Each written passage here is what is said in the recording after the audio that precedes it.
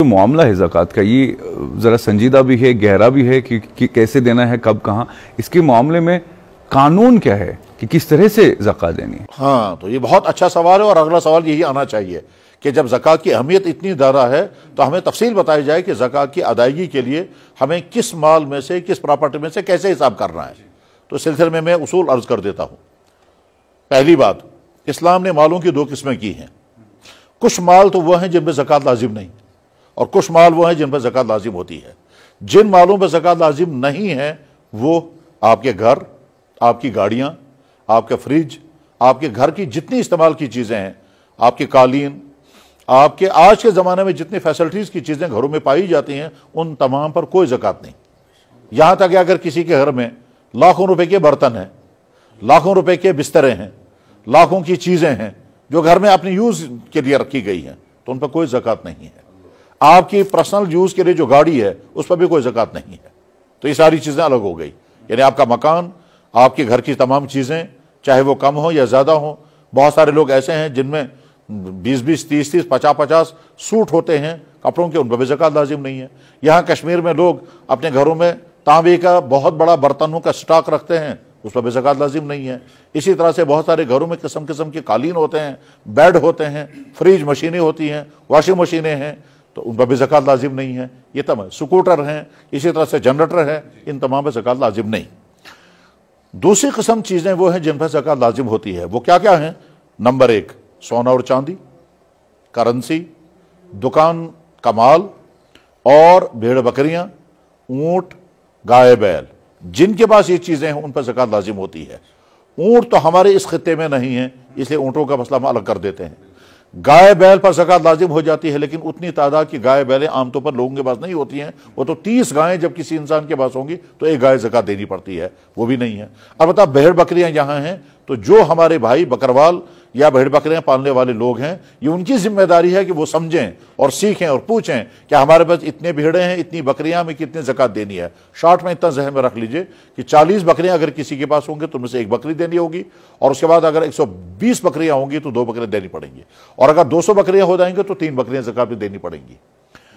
इसके अलावा जो हमारी सोसाइटी में आमतौर पर जो प्रॉपर्टी पाई जाती हैं वो कौन कौन सी हैं? नंबर 1, हमारी ख़वातीन के पास गोल्ड और ज्वेलरी। ये बहुत बड़ा सेक्टर है कि जो ज़कात का है और उसमें बहुत कोताहियाँ होती है।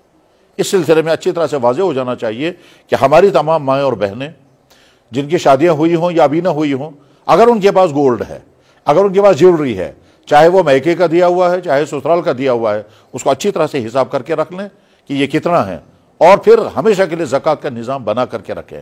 तो सोने और चांदी पर ज़कात लाजिम होती है। सवाल पैदा होगा सोना और चांदी पर ज़कात कितनी पर कितनी लाजिम होती है? तो जवाब है जिसका ये है कि अल्लाह के नबी अलैहिस्सलाम के ज़माने में सोने और चांदी को नापने और बताने का तरीक़ा जो था वो दिरहम और दिनार में था, और आज के ज़माने में ग्रामों में है।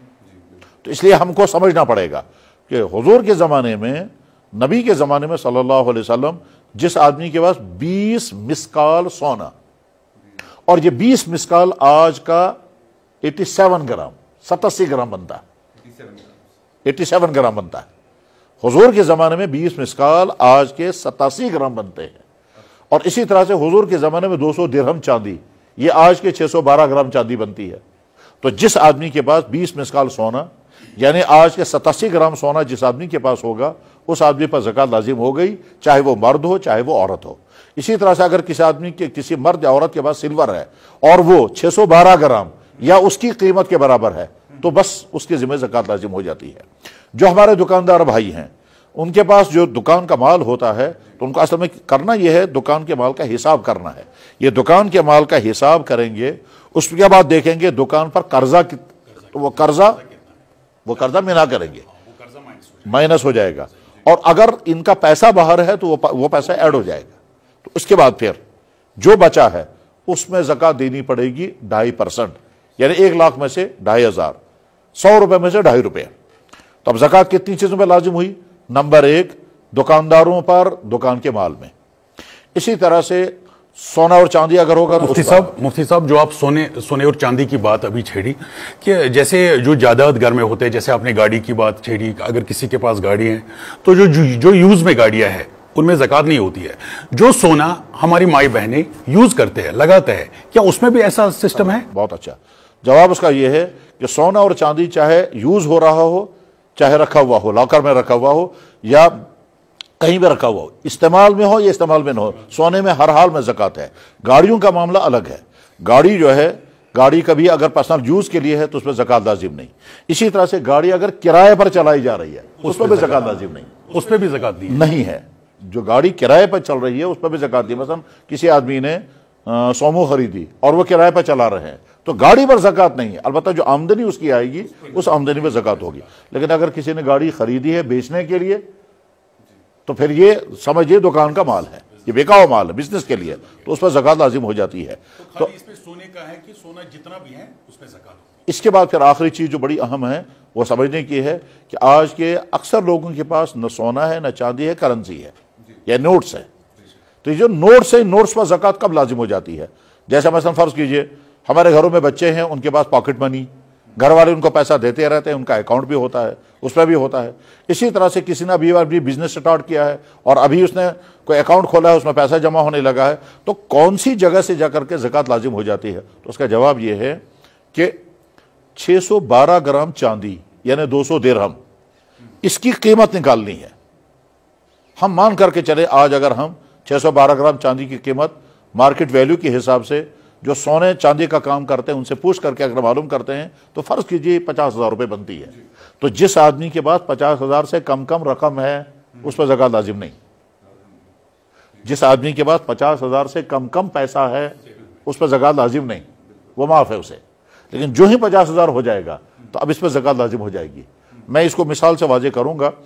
فرض کیجئے ایک طالب علم اسٹوڈنٹ تھے, وہ پڑھ رہے تھے اور گھر والے اس کو خرچہ دے رہے تھے, اور خرچہ دے رہے تھے وہ اپنا چلا رہے تھے. اب آج اس کو جاب لگ گیا, اس نے پہلی سیلری لے لی. یا ہمارے مدرسے سے پڑھ کر نکلنے والا کوئی عالم, آج وہ کسی مسجد میں امام بن گئے, یا اس نے کہیں پڑھانا شروع کر دیا تو یہ استاد بن گئے, یا کسی مسجد میں امام بن گئے, یا کسی سکول میں جو ہیں وہ اسلامیات کے ٹیچر بن گئے. تو اب اس کو سیلری شروع ہو گئی. مان کر کے چلے مان کر کے اس کو پہلی مرتبہ 30,000 کی سیلری مل گئی. تو اس نے یہ جو رقم لی تو یہ پوچھے گا کہ صاحب آج میں پہلی مرتبہ 30,000 اپنی سیلری لے رہا ہوں, یہ مجھے بتایا جائے کہ مجھ پر زکوٰۃ لازم ہو جائے گی؟ تو جواب آئے گا کہ نہیں ہوگی, کیونکہ 30,000 ابھی اتنی بڑی رقم نہیں ہے جس پر آپ کا زکوٰۃ لازم ہو جائے گی. اگلے مہینے انہوں نے پھر 30,000 کی سیلری لے لی. پچھلے مہینے کے 30,000 کی سیلری میں سے کچھ خرچ ہو چکا ہے, کچھ موجود ہے. ہم مان کر کے چلیں پچھلے مہینے میں سے 10,000 خرچ ہو چکے ہیں.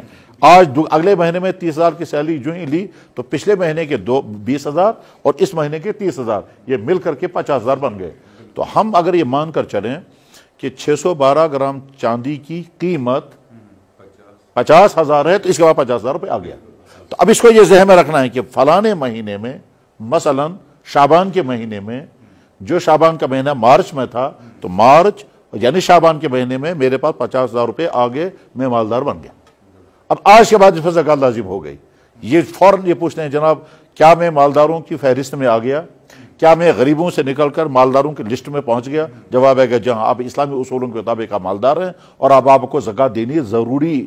یہ کہیں گے, یہ پوچھیں کہ اب زکوٰۃ مجھے کب دینی ہے؟ تو جواب آئے گا اب 1 سال انتظار کریں. 1 سال.